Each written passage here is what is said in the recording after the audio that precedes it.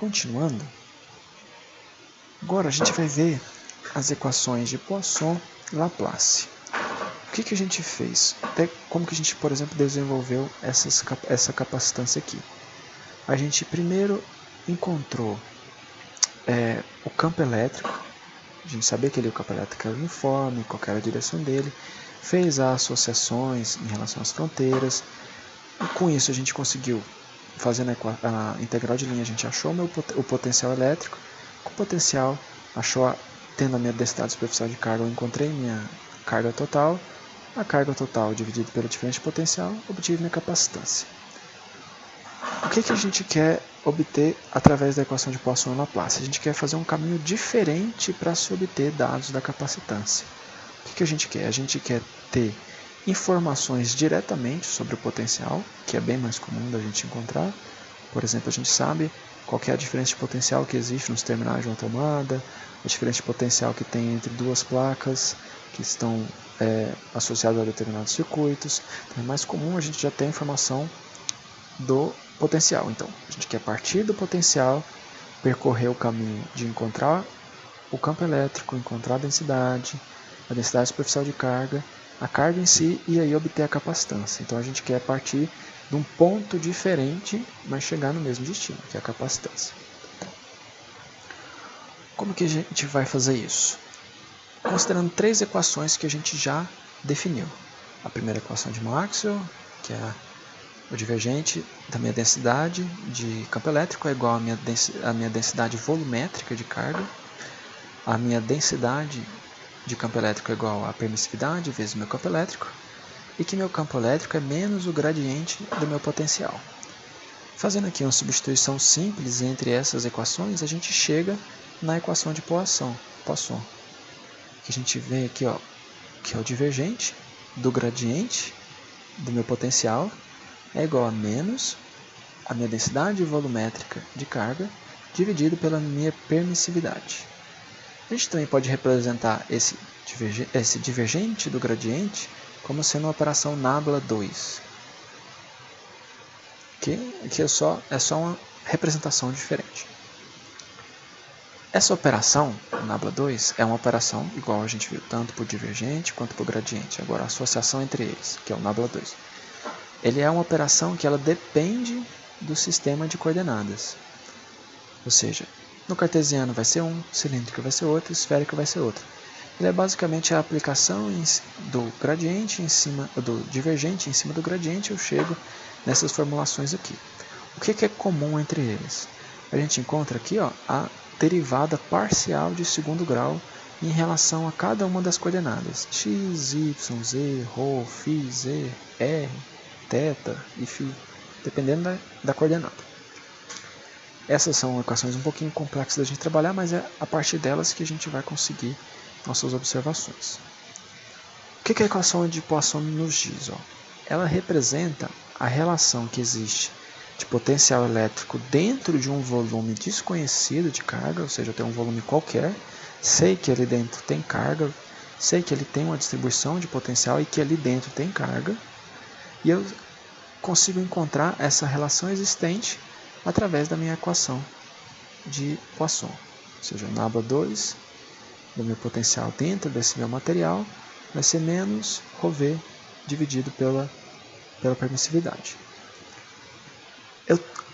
Agora, olhando um caso particular, um caso específico da equação de Poisson, em que a gente tem determinadas cargas no espaço, mas a gente quer avaliar um ponto externo a essas cargas. Por exemplo, eu tenho diversas carguinhas pontuais que eu sei que estão ali próximas da origem. Eu quero avaliar um ponto que está a 10 metros de distância que eu sei que ele não tem carga. Se eu sei que ele não tem carga, eu posso dizer que minha densidade volumétrica ali é zero naquele momento. Naquele ponto, não tem carga. Então a gente entra no caso especial da equação de Poisson, que é chamada de equação de Laplace. Aqui, se aqui dentro do meu volume eu tenho Nabla 2, vai ser menos ρV sobre a permissividade, aqui fora, na situação de Laplace, na equação de Laplace, eu tenho que esse meu Nabla 2 vai ser igual a zero. Outra forma, justamente por causa dessa representação, dessa consideração que é feita é simplesmente chamar esse nabla 2 de Laplaciano de V. Laplaciano do potencial é igual a zero. Então, como o desenvolvimento dessa equação é complexo, porque o que a gente quer fazer? A gente quer achar meu potencial. Aqui eu tenho a derivada parcial do meu potencial elétrico em relação uma derivada ao quadrado parcial em relação a diferentes coordenadas, e eu teria que desenvolver isso aqui para encontrar meu potencial. Isso são diversas formas possíveis que são desenvolvidas para trabalhar essa equação, para desenvolver ela, mas o que a gente vai trabalhar, que é a forma mais simplificada e também a forma mais direta, o que a gente faz? A gente considera problemas que exista uma tal simetria que a gente consiga trabalhar somente com uma das coordenadas por vez. Isso para que essa nossa equação diferencial fique em relação somente a uma variável, e aí a gente possa fazer uma integração direta mais simples. Ou seja, a gente vai desenvolver problemas que são relacionados somente à coordenada x, ou a y, a z, a ρ, a φ, a r ou a θ, dependendo da nossa coordenada. E a nossa capacitância, a gente vai conseguir determinar ela seguindo os seguintes passos.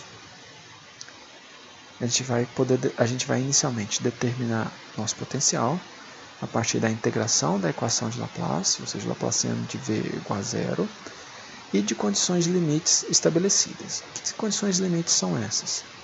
Porque quando eu desenvolvo essa minha equação, eu vou achar diferentes constantes que vão ficar em função da minha coordenada também.